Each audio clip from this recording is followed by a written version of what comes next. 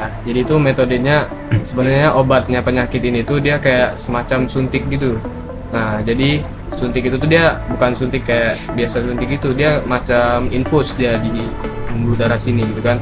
Ya malak-malak orang, minta-minta duit Oh, sama-sama. pernah bang malak-malak orang? Pernah. Oh iya, gimana itu? Seru nih kayaknya. Gimana itu? Gimana itu maksudnya? Mohon maaf nih abang, perasaan biasanya kalau malak orang tuh kan dia suspek apa. Abang tuh kok bisa berani malak-malak orang itu apa? Ada pegangan mungkin saudara punya kendekingan apa itu? Gimana bang? Kayak mana ceritanya boleh? Oh,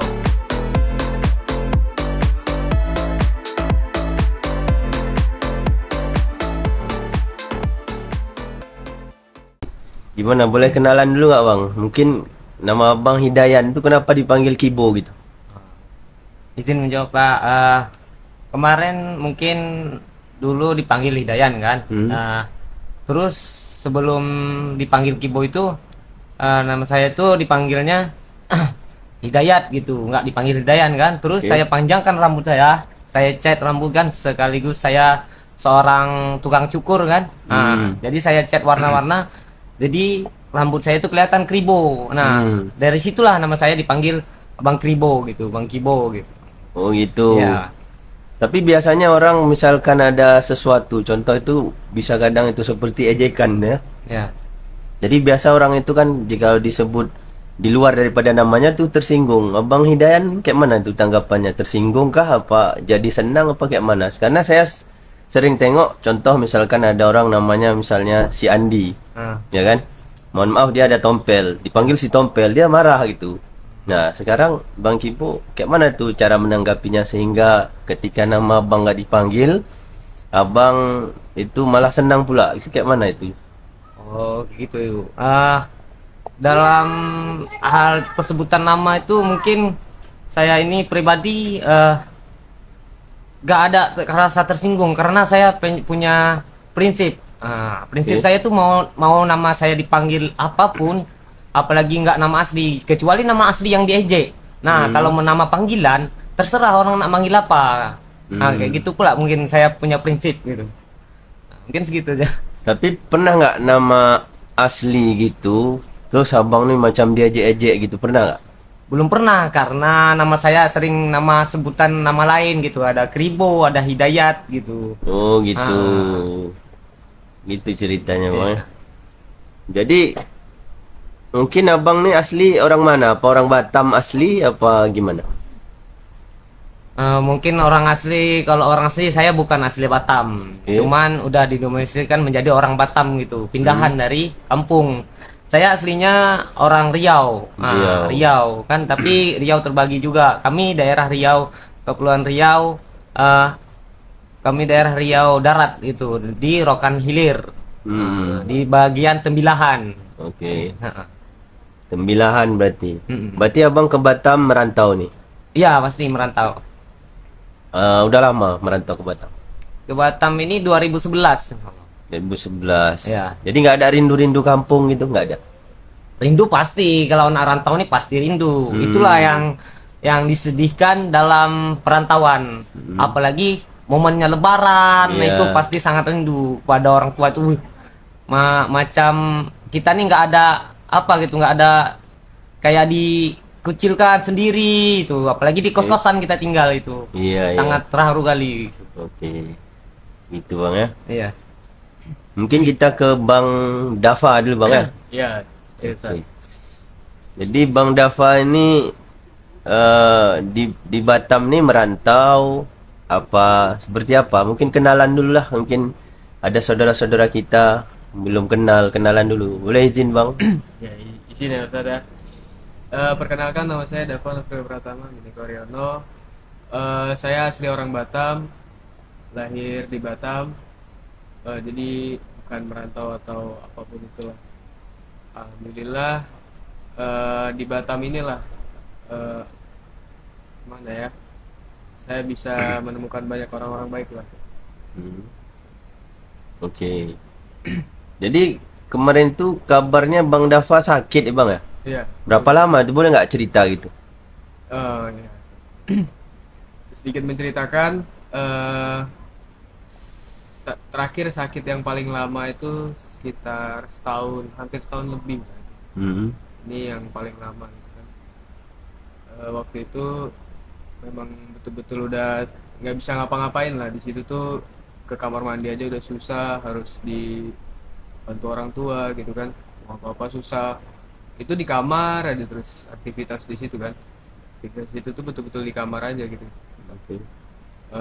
Sedikit cerita, ini mungkin cerita dari awal kenapa Dava bisa sakit gitu, Hmm. awal penyakit. Jadi sekitar di usia 7 bulan apa 8 bulan itu Dava divonis penyakit hemofilia gitu kan. Apa itu, boleh jelasin nggak? Hemofilia itu eh, seperti kekurangan darah sel putih apa? Sel putih ya gitu. Sel darah putih. Iya, sel Oke. darah putih gitu. Ya. Jadi di situ tuh dia ketika terkena benturan, ketika capek ataupun pendarahan, itu dia susah untuk berhenti. Kalau pendarahan itu dia bakal ngucur terus, dan kalau misalnya terbentur atau apapun itu kan, itu dia bakalan mungkin biru atau memar segala macam. Dan kalau misalnya hemofilia ini dia di setiap orang itu berbeda-beda, apanya? Berbeda-beda keluhannya lah. Mungkin kalau di Dava pribadi nih yang lebih diserang itu di persendiannya dia kalau hemofilia itu. Dan orang lain tuh banyak juga, dia macam-macam lah, tergantung imun tubuhnya. Oke. Kalau Dava pribadi dia lebih diserang tuh di persendian, di segala macam gitu. Jadi dari kecil itu Dava mungkin udah kemana-mana lah ya, bahasanya pengobatan dari sini ke sana, sini ke sana, udah semua Dava mungkin cobain gitu kan. Dulu waktu ketika Dava diceritakan orang tua ketika umur segitu tuh, katanya dokter sempat memvonis ini umur anak ibu udah nggak lama lagi katanya kan. Hmm. Nah di situ tuh orang tua udah inilah ya, masalahnya cuman ya anak satu-satunya gitu kan baru ini. Ya, di situ dapat diceritakan lah sedikit cerita waktu kecil, sekitar umur umur 45 tahun kalau nggak salah itu, sekitar umur segitu. Dulu itu metode pengobatannya tuh kayak terapi gitu udah Pak. Dulu kan sempet jatuh nggak bisa jalan juga. Tuh dulu tinggal pertama itu di Bengkong. Hmm. Di Bengkong Samen, di situ dulu ngekos. Alhamdulillah. Dulu sempet nggak jalan juga dengkul yang kiri ini kan. Dulu sempet ke Jawa juga, pengobatan dari sini ke Jawa segala macam. Awal itu terapi di Batam ini, dulu terapi di rumah sakit gitu aja, macam di apa, di laser gitu lah dia. Hmm. Hangat gitu di rumah sakit mana ya, Harapan Bunda kalau nggak salah. Nah itu dia continue tiap seminggu itu entah ada berapa kali gitu kan. Ya di situ alhamdulillah beransur baik gitu kan. Cuma pernah suatu ketika di situ Dava jatuh dari mainan gitu kan, apa di time zone motor-motoran. Singkat cerita di situ tuh pendarahan di ini parah gitu, sampai ada kayaknya 2 minggu apa 3 minggu gitu dia nggak berhenti gitu. Sampai di situ tuh Dava udah benar-benar pucat, udah segala macam, sampai ini kan sempat dijahit gitu kan, Ustaz. Dijahit, dan itu tuh apa, putus lagi jahitannya, saking darahnya itu bener-bener ngalirnya deras gitu kan. Hmm. Nah di situ udah sempat kemana-mana kan. Jika cerita Dava waktu itu pernah ketemu sama seseorang, dia kayak pengobatan pengobatan apa ya, kayak ada bapak itu tuh dia kayak paranormal lah seperti itu. Dia kayak pengobatan ini gitu lah, jadi kayak didoa-doain aja, jadi kayak apa gitu dia langsung mampet gitu kan. Hmm. Dan alhamdulillah, singkat cerita dari situlah awal kenal bapak itu kan. Berjalannya waktu demi berjalannya waktu, dari situ continue terus, dan alhamdulillah pendarahan itu kan berhenti gitu.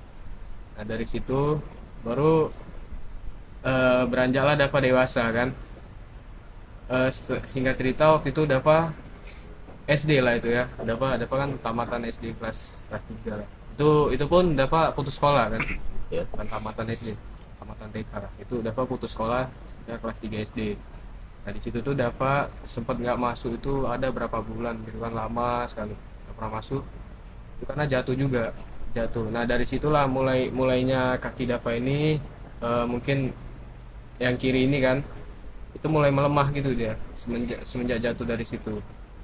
Jadi jatuh dari situ tuh awalnya itu karena kepleset hujan kan di sekolah, jadi bocor, dia kepleset. Singkat cerita dari situ Dava jatuh. Nah itu awalnya mula kaki Dava ini, Dava bisa nggak jalan berapa tahun lamanya gitu kan. Dari situ dia sempat sembuh waktu itu sebentar aja, sempat ketemu ada ketemu orang lagi juga, dia itu pengobatannya semacam kuantum gitulah. Apa tuh namanya Ustadz bahasanya kalau misalnya apa sugesti ya gitu kan. Ada sugesti gitu, jadi kayak meditasi dia. Medianya tuh meditasi kayak kita ini gitu. Jadi nanti dia nggak ada doa-doa atau apapun itu, jadi dia kayak keyakinan kita aja gitu.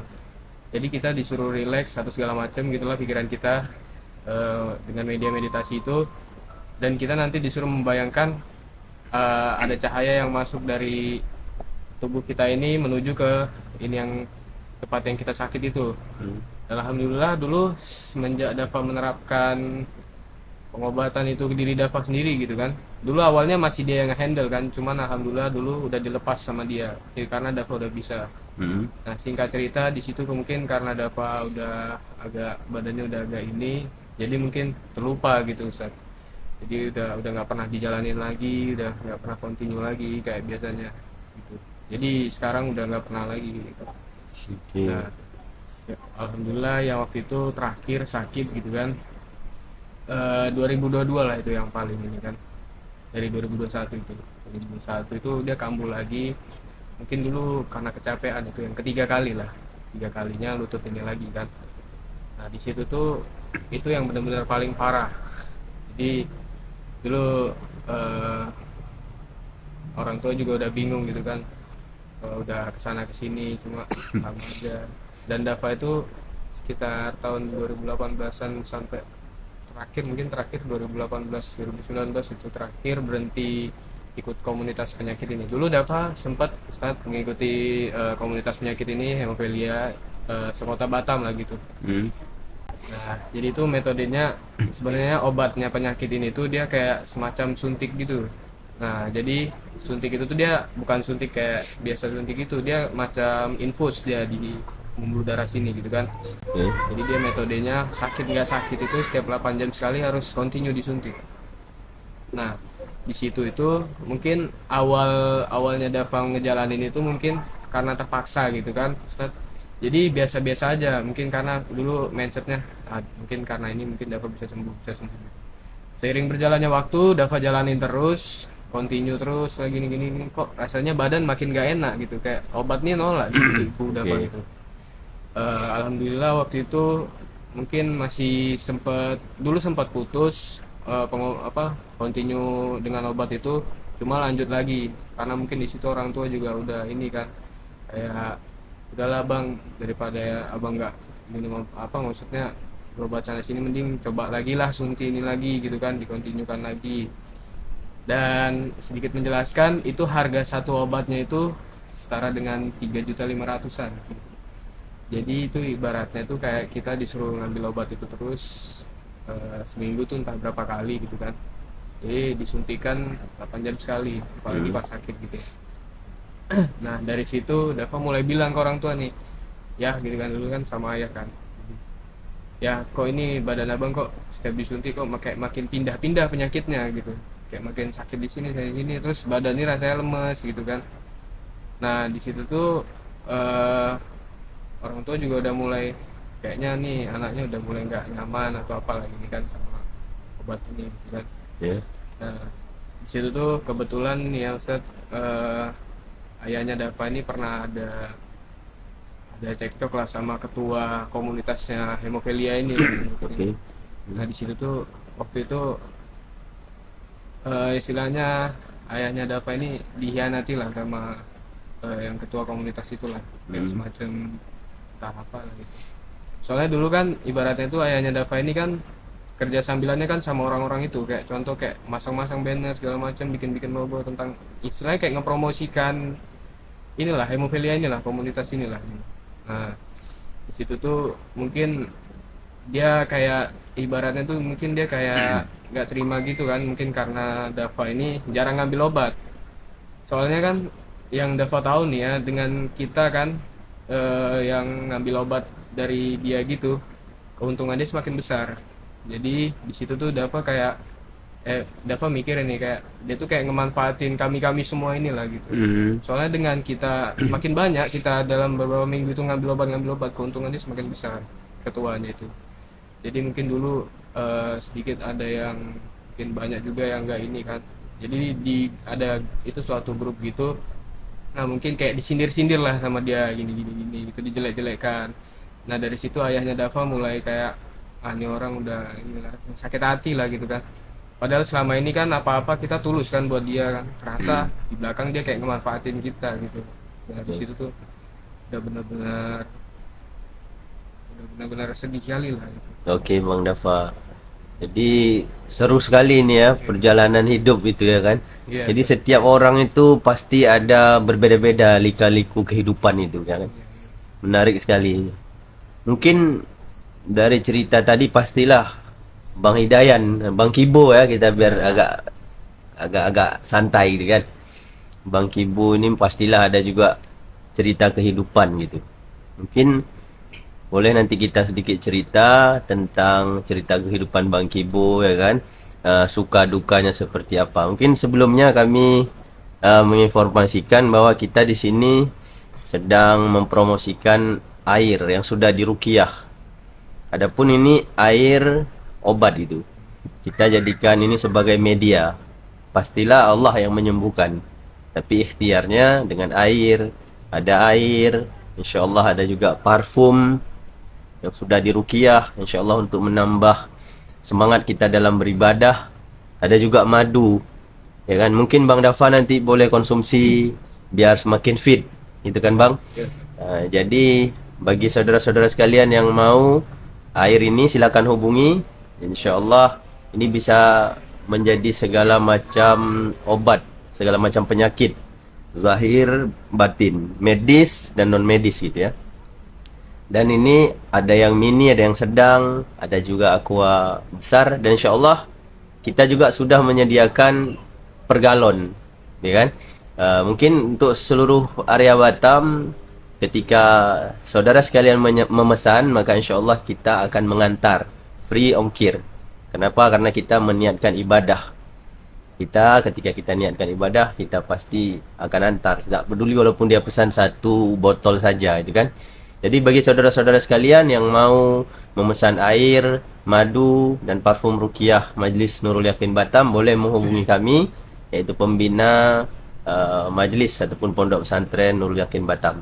Adapun jikalau saudara sekalian membeli produk ini, maka saudara mendapat 2 keuntungan. Yang pertama, saudara sekalian mendapat produk ini untuk obat saudara sekalian. Yang kedua, sama dengan berinfak, karena insyaallah kita sedang membangun pondok pesantren Nurul Yakin, dan insyaallah nantinya di sini kita akan bangun rumah penghafal Quran, rumah sehat, pengobatan zahir dan batin, dan insyaallah di sini juga kita akan membangun masjid berbentuk kapal. Sebagaimana kita ketahui bersama bahwa kita tinggal di Kota Batam. Kota Batam adalah Kepulauan Riau yang dimana tanah Melayu. Karena ada pepatah Melayu mengatakan, di mana bumi dipijak, di situ langit dijunjung. Maka oleh karenanya kita mestilah bersyukur kepada orang Melayu. Maka insyaallah nanti kita di Pondok Pesantren Nurul Yakin ini insyaallah akan menampilkan view ataupun tampilan daripada kesukaan orang Melayu. Insyaallah nanti ada masjid berbentuk kapal. Mungkin kita desainnya ataupun warnanya lebih ke kuning, karena orang Melayu itu identik dengan warna kuning gitu. Mungkin bagi saudara sekalian ketika ingin mengkonsumsi ini, hubungi kami, sama saja dengan berinfak gitu. Mungkin itu sementara, mungkin sambilan santai, boleh dicoba ya kan. Bismillahirrahmanirrahim. Nanti metodenya nanti ada baca bismillah, salawat gitu kan. Jadi sambil santai aja, silakan.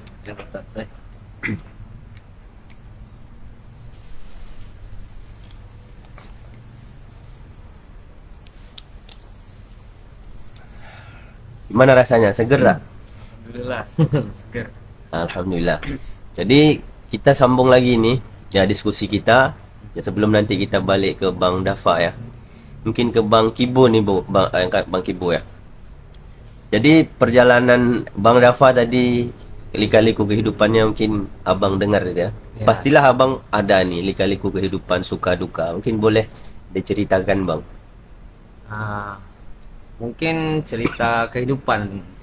Kehidupan tuh saya dulu masih di kampung kan, masih di kampung tuh belum merantau ke Batam sini lah. Saya dulu tinggal di daerah Tembilahan itu di Guntung itu. Guntung itu ada salah satu kampung namanya Teluk Bunian, Kecamatan Pangeran. Itu kami dulu di sana mayoritasnya orang petani, yaitu petani kelapa gitu. Jadi saya di kampung tuh seorang yang nggak punya harta lah gitu. Yang kerjanya cuman bertani, cuman punya ngerjain lahan-lahan orang kayak gitu. Terus kita digaji, terus ya kerja kelapa aja kayak gitu kan. Terus sampai sekolah pun kita biaya sendiri waktu kecil itu kan. Situ saya hidup itu nggak kayak orang pada umumnya kayak gitu. Yang bisa minta duit sama orang tua, yang minta jajan sama orang tua, sekolah pun dibiayain orang tua. Kalau kita dulu berjuang untuk sekolah, biaya buku sendiri, semua kita serba sendiri kan. Bahkan kita bisa ngasih orang tua dari umur kita 10 tahun sampai sekarang kayak gitu. Jadi dari 10 tahun abang udah kerja gitu? Udah kerja. Keren dong ya. Ya. Insya Allah. Terus bahkan di situ saya merantau ke Batam ini dikarenakan saya putus sekolah. Dan saya itu dulunya sekolah itu dari madrasah dulu mungkin ya, setara dengan SD. Terus saya lari ke SMP. SMP itu saya udah biaya sendiri sekolah itu, bahkan bisa membeli beras buat keluarga makan. Terus sampailah di SMP ke SMA. Nah pas di SMA ini saya mungkin dulu kehidupan saya pribadi itu nggak bisa minta duit kan. Jadi nakal lah kita di sekolah. Ya malak-malak orang, minta duit sama-sama. Pernah abang malak-malak orang? Pernah. Oh iya, gimana itu? Seru nih kayaknya. Gimana itu? Gimana itu maksudnya? Mohon maaf nih abang, perasaan biasanya kalau malak orang tuh kan dia sispek apa. Abang tuh kok bisa berani malak-malak orang itu apa? Ada pegangan mungkin saudara punya mungkin dekingan apa itu? Gimana bang? Kayak mana ceritanya boleh? Mungkin cerita sedikit dah. Ya saya dulu kecilnya itu memang di sana dunia kayak mistik tuh ada, Pak Ustadz. Maaf Pak Ustadz ya. Ada yang seru ilmu, nih. Ya, ada yang ilmu kebal gitu, ada yang tukang santet gitu. Bahkan dukun pun ada gitu. Iya. Nah, bahkan kawan saya sendiri pun bisa bacok-bacok badan dia tanpa terlukai gitu. Nah, saya salah satu orang yang nggak percaya yang begituan. Oke. Ya pada saat itu. Dan dipraktekkan kayak saya mau coba, nggak mau kawan itu kalau saya yang coba gorok gitu kan sama pisau tadi. Nah saya di situ keberanian saya itu keyakinan saja. Mau keyakinan. Keyakinan saja. Walaupun orang tuh besar, kalau saya yakin orang tuh bisa saya kuasai kayak gitu. Dan saya nggak pernah tinggal sajam. Kemanapun saya pergi pasti ada sajam. Jadi bawa pisau lah gitu ya kemana-mana. Iya itu salah satunya. Oke. Jadi saya berani nak malak ke siapapun, mau besar siapapun, kalau walaupun kalah ibaratkan adu fisik, saya punya sajam gitu. Oke, itu sukses terus apapun pernah gagal tak gimana? Atau ketika malak kan minta uang tuh. Ya kan? Ketika minta uang semua dikasih dari proses perjalanan itu apa kadang-kadang ada yang melawan tak gimana gitu. Gimana itu? Oh, mungkin sukses terus Pak Ustadz. Cuma ada yang melawan tapi dia pasti tumbang gitu karena kita punya dekengan gitu. Iya. Gitu. Kita nggak bisa dekengan kita yang turun tangan gitu. Keren juga Bang Kibo nih rupanya.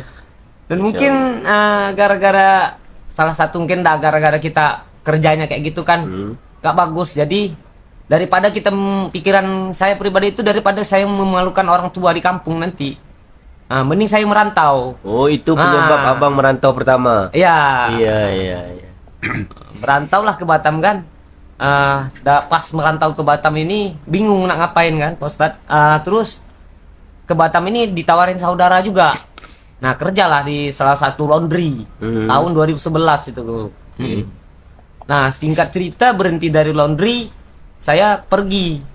Udah kayak nggak cocok kerja kayak gini, kayak diatur-atur orang kan. Kita nggak suka diatur karena kita suka mengatur gitu kan.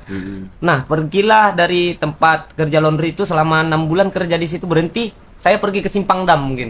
Mungkin saudara-saudara kenal juga di suatu kampung Aceh mungkin di sana kan, namanya terkenal di Batam gitu. Iya. Nah, saya kerja di sana, itu warung makan sama bengkel mobil mungkin saya di sana. Di sana lama, di sana selama 2 tahun saya di sana, Pak Ustadz. Oke.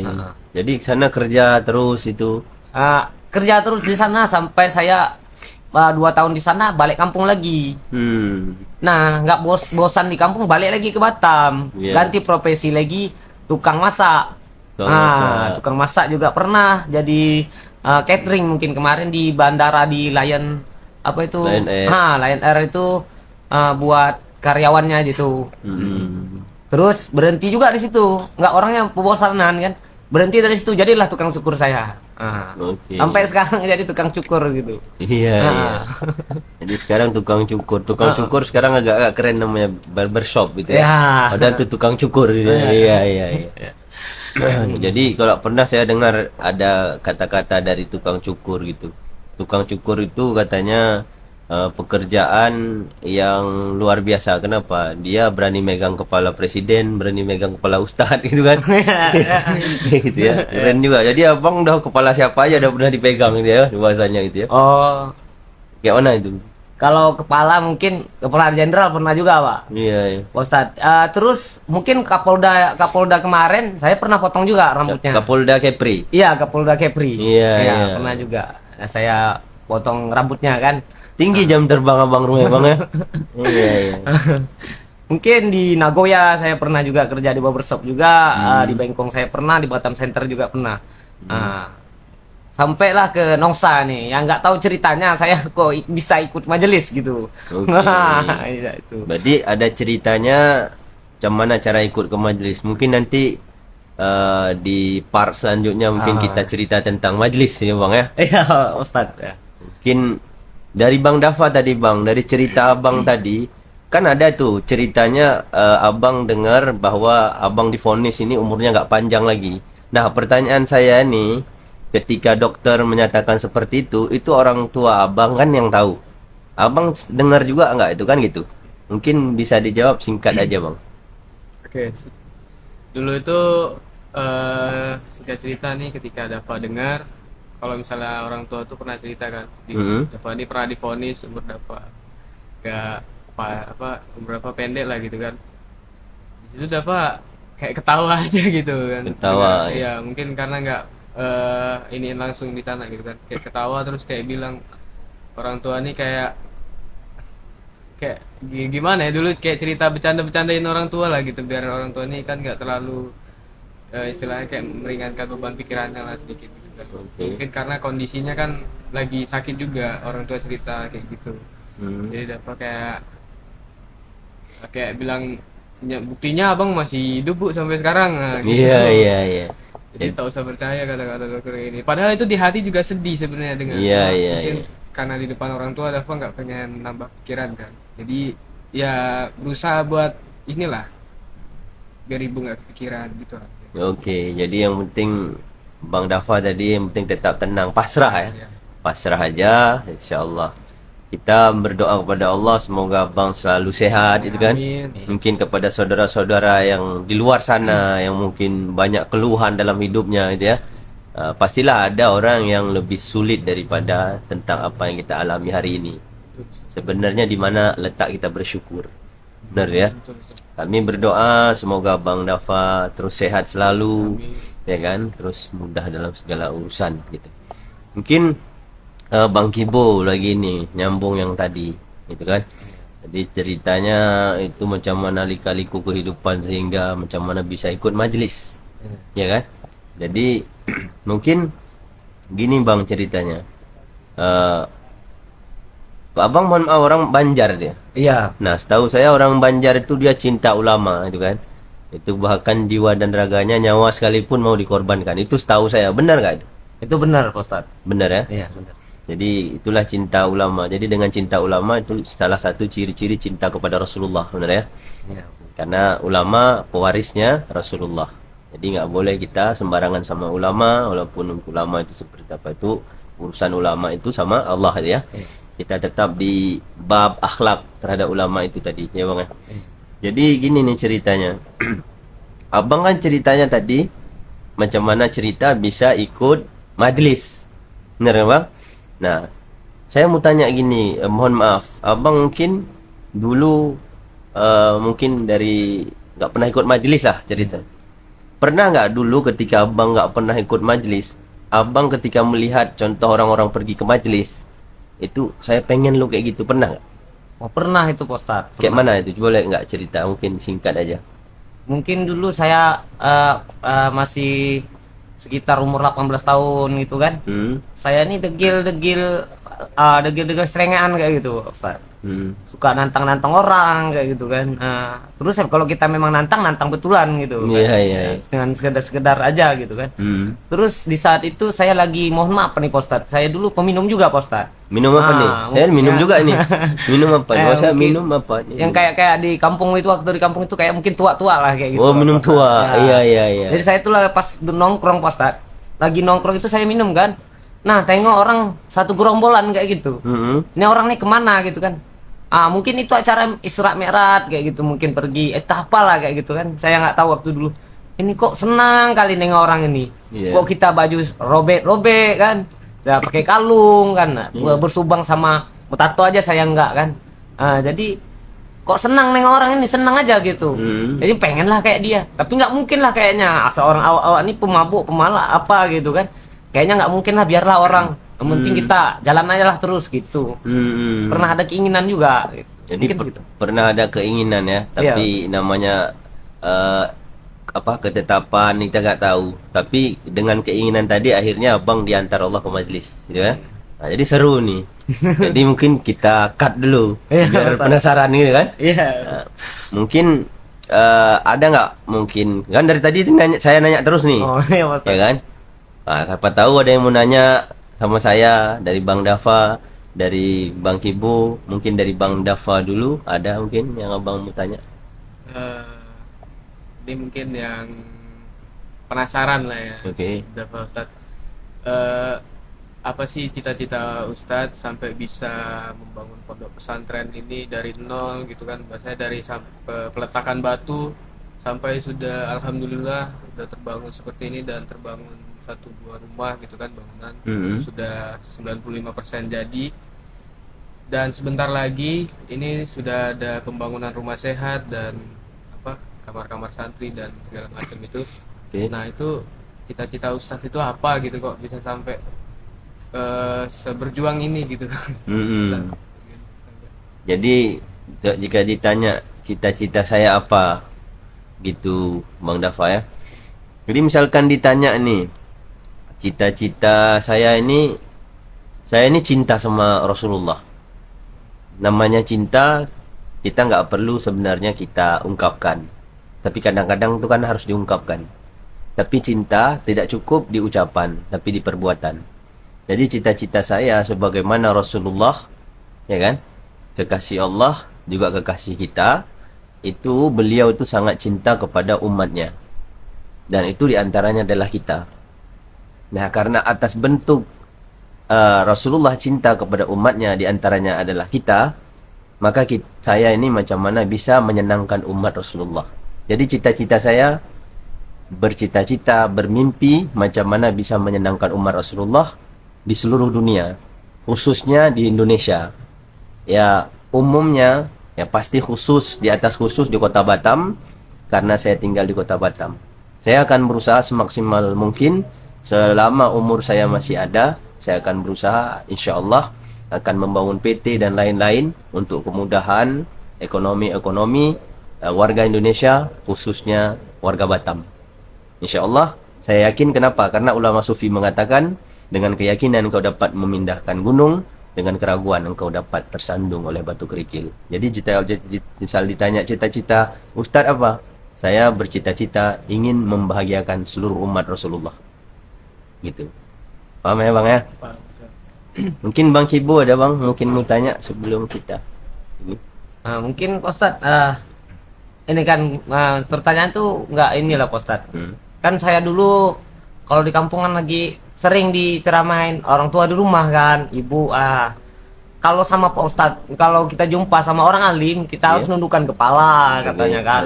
Nah, terus kita harus beradab katanya sama orang alim, katanya Betul. sama guru gitu kan. Jadi kita nih nggak maka dari itu kemarin tuh saya nggak pernah ikut mau apa gitu kan, mau jumpa-jumpain orang alim gitu, takut gitu. Karena kita selengean apa Iya, kan, takut kita salah gitu. Iya, takut iya. salah gitu. Terus kita pokoknya jaga adab kali lah gitu kan. Nah, Oke. dari tadi saya nih pengen merokok sebenarnya, boleh apa enggak tuh Pak Ustadz? Boleh, sini bebas merokok boleh, semua boleh, semua boleh. Oh, Kita yang nggak boleh nih nyalahin orang. begitu Pak Ustadz. Kalau ketika ada orang ngerokok, biarin aja dia ngerokok, ya kan? Misalkan, oh merokok itu nggak ada manfaatnya gitu. Lebih tidak ada manfaatnya ketika kamu ngurusin orang lain untuk menjelek-jelekkan orang lain. Tetapi ketika kamu mengurus orang lain, memberi kemudahan walaupun sedikit, itu bagus, itu manfaat. Karena kenapa? Ketika kamu menilai orang lain, belum tentu kamu lebih baik daripada orang yang kamu nilai. Jadi, mau merokok silakan, asalkan tidak di luar batas. Kayak gitu. Jadi boleh ngerokok nih Pak Ustadz? Boleh merokok gitu. Mungkin kan gitu kan, Bang? Mungkin karena kita ada tamu lagi gitu kan, Oh, iya, Bang? Ustaz. Heeh. Jadi mungkin nanti pasti ada part selanjutnya. Oh ya. Jadi pasti penasaran tadi kan Iya, betul. tentang Bang Dafa tadi, ibaratnya dia ini dikabarkan dokter umurnya nggak panjang. Itu kan pasti ada sesuatu di situ, ya kan? Juga Bang Hidayan tiba-tiba kok bisa ikut majelis, itu kan pasti ada sesuatu di situ, Iya, benar kan? bener. Nah, tapi itu nanti kita mungkin di lain kesempatan kita ketemu lagi gitu kan. Insya Allah mungkin boleh kita cerita nanti gitu. Mungkin terima kasih udah mengunjungi ini podcast Majelis Nurul Yakin, ya kan? Kami berdoa semoga Bang Dafa, Bang Hidayan selalu tetap istiqomah. di majelis. Amin. Mungkin ada satu kata-kata dari pemuda Kota Batam untuk pemuda-pemuda yang lain agar supaya dia mau belajar agama. Mungkin singkat aja dari Bang Kibu dulu.